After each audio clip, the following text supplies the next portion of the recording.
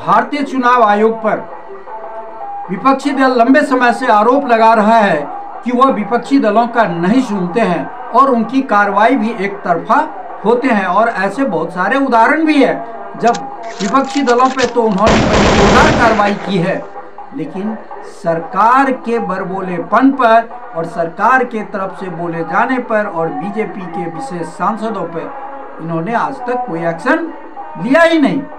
उन्हें पता ही नहीं कि सरकार के जो कुछ बरबोलेपन लीडर्स हैं वो तरह तरह की बातें बोलते हैं और चुनाव की जो आचार संहिता है उसका उल्लंघन करते हैं। लेकिन अगर विपक्ष के तरफ से जरा सा भी कुछ हो जाए तो यूं देखिए नोटिस तुरंत लग जाती है और उनके प्रति कार्रवाई भी हो जाती है। लेकिन अब लगता है यह मुसीबत दूर होने वाली है, क्योंकि आज अरुण कुमार अग्रवाल के द्वारा दायर याचिका पर सुप्रीम कोर्ट में सुनवाई हो रही थी और इस दौरान सुप्रीम कोर्ट ने चुनाव आयोग से जवाब मांगा कि क्यों नहीं 100% वीवीपैट की ईवीएम की पर्चियों के साथ मिलान किया जाए।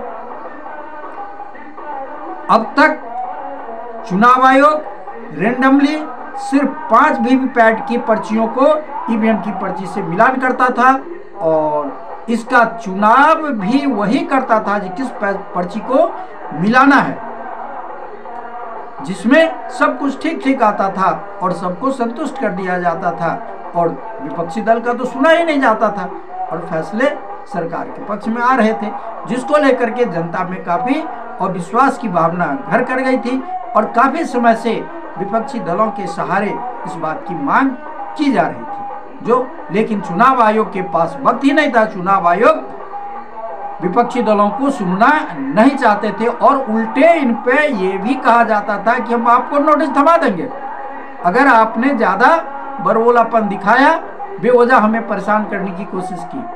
लेकिन अब जब इस नोटिस बाबू को सुप्रीम कोर्ट का नोटिस आया है तो देखते हैं इसका जवाब क्या देता है, क्योंकि इसके पहले चुनाव आयोग ने यह कहा था कि हम अगर वीवीपैट की पर्ची और ईवीएम की पर्ची का मिलान करेंगे तो पाषाण युग में चले जाएंगे।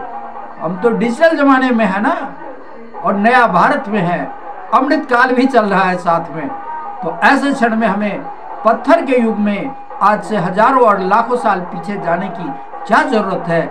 हम तो काउंटिंग शुरू करते हैं और 2-3 घंटे में रिजल्ट दे देते हैं। इतना तेज रिजल्ट देते हैं, दुनिया में हमारा डंका बजता है और उसी डंका की आवाज के नीचे जनता की आवाज दब जाती है। तो बंधुओं, इस मुसीबत से भी अंत होने का चांस लगता है। देखते हैं आगे क्या कार्रवाई होती है। आप लोगों को धन्यवाद, आप लोग समय देते हैं और आप लोग लाइक भी किया कीजिए, कुछ लिखिए, अपने मन की भड़ास को निकालिए, अच्छा या बुरा जो भी आपको कहना है कुछ न कुछ लिखिए। खास बात यह है कि हमारे बंधु लाइक तो कुछ कुछ करते रहते हैं लेकिन लिखते नहीं हैं।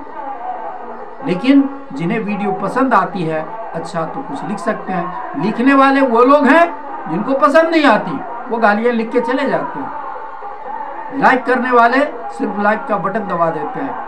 कुछ लिखिए, ज़्यादा अच्छा होगा। धन्यवाद।